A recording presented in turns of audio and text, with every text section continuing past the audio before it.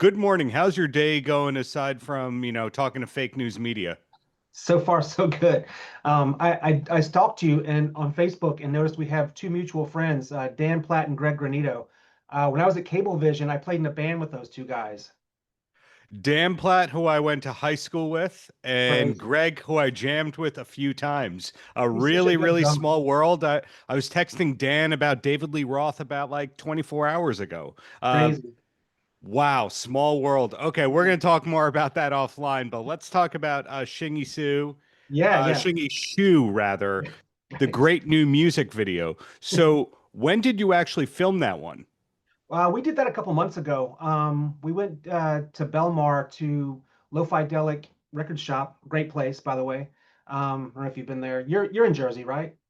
I'm not from Jersey. My wife's originally from Belmar, so I know about Okay. that shop and that Okay. scene in the pizza place at the end of the video. Yes. And yeah, we just it didn't take too long, you know. We were wrapped in time for like a late lunch, and it came out really well, I thought. You know, Steve and everybody who worked on that did a great job. Yeah, I was very I always feel like I'm in good hands when Steve's doing a video because he's got everything kind of he sends you a rundown of here are the shots we're going to get. You know, there's always like, surprise stuff that's going to happen, that's stuff that's going to pop up, but he does such a good job of just I don't know, keeping things managed and keeping it fun. It's always a blast working with Steve. Sure. So the song has nothing to do with the video. The song's fun. The music video's fun. Take the compliments right there. But the music video presents the never-ending debate of digital versus vinyl. Do you have a clear answer as to where you stand? Um yeah, I mean, I'm probably on the vinyl side. Yeah, I would have to say. Although I don't, I'm not really a vinyl collector. Like going back to Steve, that guy has quite a collection of, Yeah. all different formats. But yeah, I do I'm pretty lame. I just tend to stream stuff mostly, and and then just and then I'll spend the rest of the time playing music, I guess. So I tend to go for what's easiest, and I know that's not the coolest, but if I had to choose between CD and vinyl, I would take vinyl for sure. Yeah. If you have the storage space, if you're in the suburbs, vinyl is easy. If you're a city person, you're excused for not having vinyl. I would say that much. Right. It's just fun. Like I love the large artwork and being able to open it, and I remember doing that when tapes and vinyl was all that existed. That was so much. Exactly. Exactly. So this is a great video. The one before that, The Road to Wick, we also saw the comedic side of the band. It's a very interesting thing where the videos can be funny, but there's nothing funny about the songs, I would say. Is that kind of by design? I wouldn't say it's by design, really. It's just the way it worked out. Steve has a really good sense of humor, and I wouldn't say our songs are overly serious. I mean, they tend to be about topics like pizza, and The Road to Wick is about a bus ride I took in Scotland, when I went from this place called Scrabster, the northern tip of Scotland. I was coming from the Orkney Islands. Long story, but I was involved in I was working with a friend, shooting documentary footage of stone circles, and so we went all the way up to the Orkneys, and then I came back by myself, and I was on this ferry for like 3 hours. Sorry, I know we only have 15 minutes, but No, no, no, basically, no. Tell away. If it's interesting, it's interesting, Richard. thank you.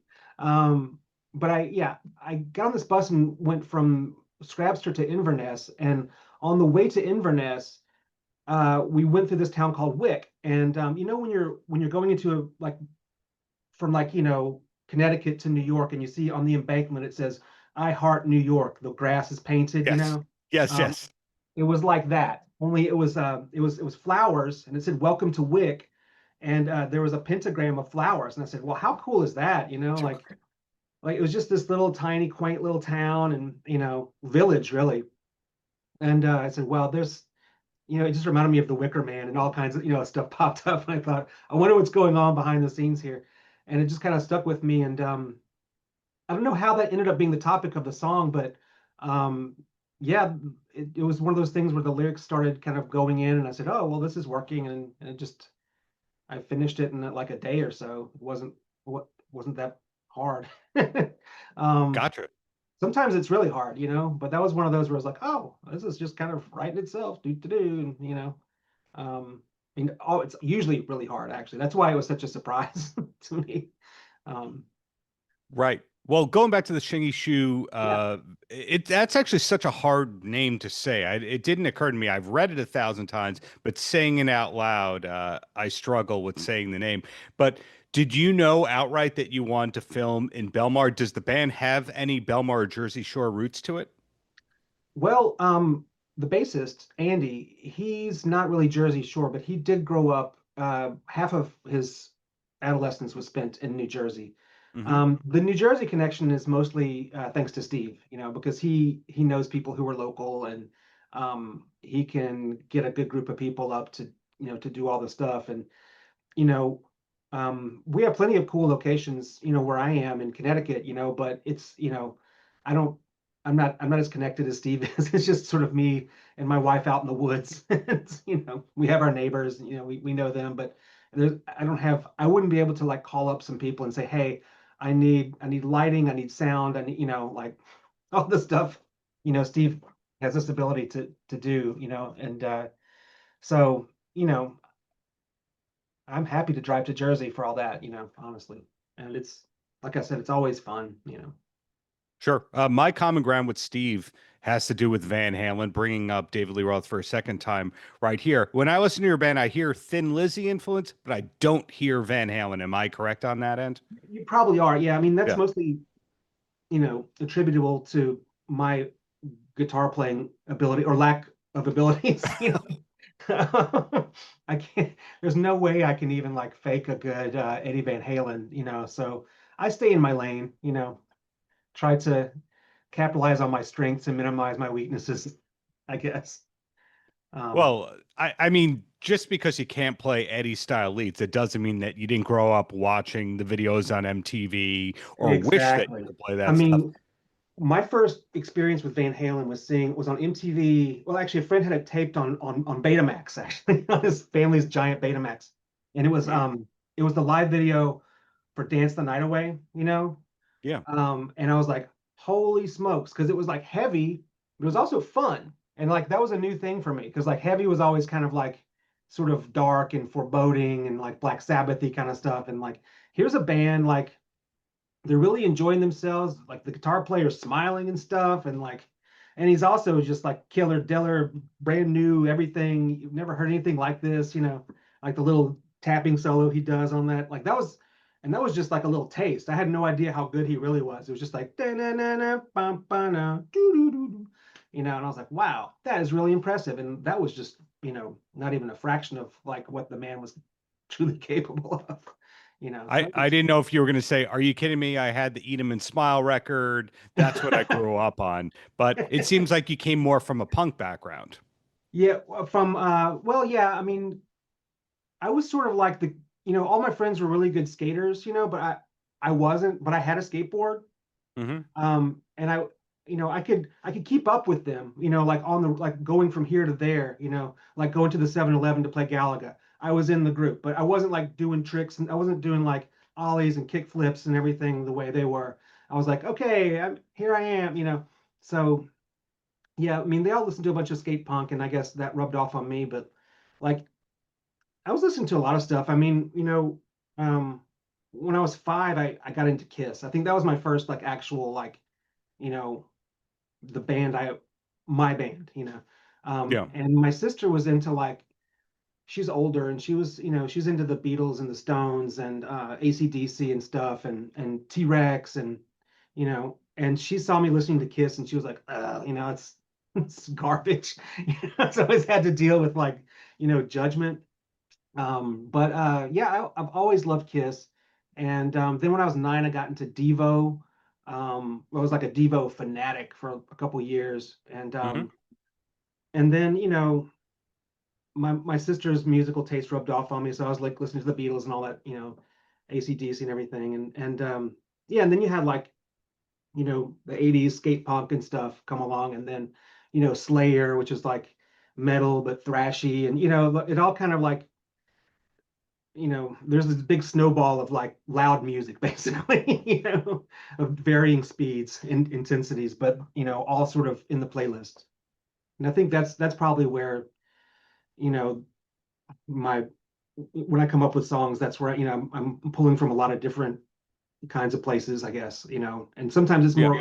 it's a little more on the mellow side, like Road to Wick, and sometimes it's a little more, aggressive or whatever, Yeah. Um, but Shingy Shoo is something like I couldn't get out of my head. Like when you have an earworm, and Hmm. it's just like it's driving you crazy. Um, Writing that song was basically trying to exercise that earworm. I was like, I didn't have the lyrics, but it was like da da da da na na na na na na With the na na melody. na. Yeah. Like I was a night AE at the time, and I would get off at like 4 o'clock in the morning, and my brain is already just like tapioca anyway. I'm just half asleep walking, and I've got this song stuck in my head, and I'm like, God, it was really more annoying than like entertaining, but I figured, well, I'll get it out, I'll record it, and if it just sucks, then at least it's out of my head, and it's recorded, it's here now.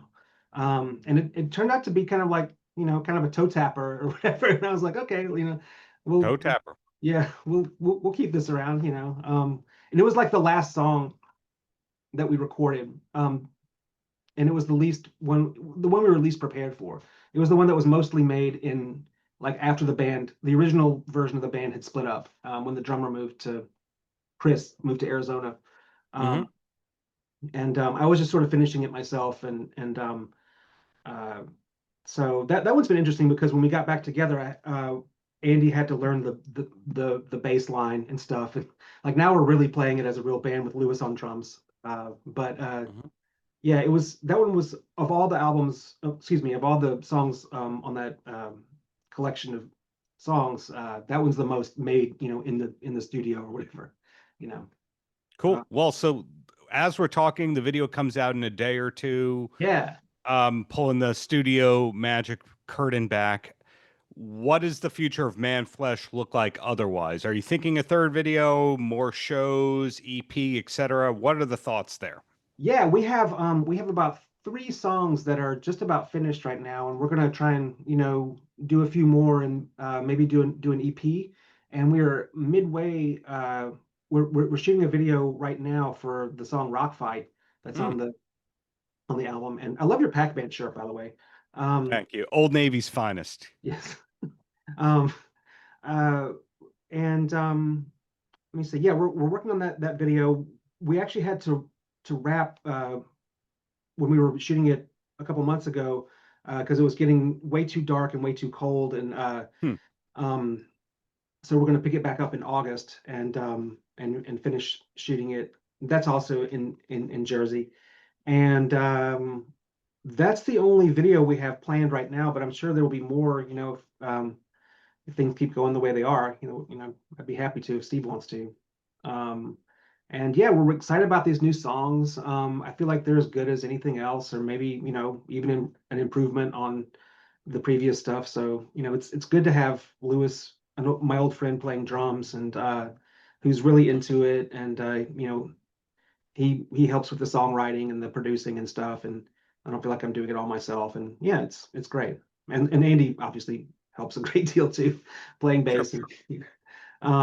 But yeah, looking forward. We're actually, I wish I could play them for you right now. They're sort of, in progress. But yeah, maybe we can meet again down the road a little bit and talk about those tunes, if you're up for Hope it. hope so. And the last question, which is the easy one, is for some bands, the easiest way to track them is Instagram. Other bands, it's YouTube. For Manflesh and for Richard Grant, what's the best way to track the new music and the new videos when it's time to know about them? Yeah, I would say Instagram, YouTube. We have we even have a Facebook page if you want to come by and check us out there. But mostly, I would say Bandcamp. We're primarily, if you're interested in the music, Bandcamp and Spotify, Apple Music are good places to start. And then yeah, for our videos, please come on over to YouTube and check them out. Paltrocast.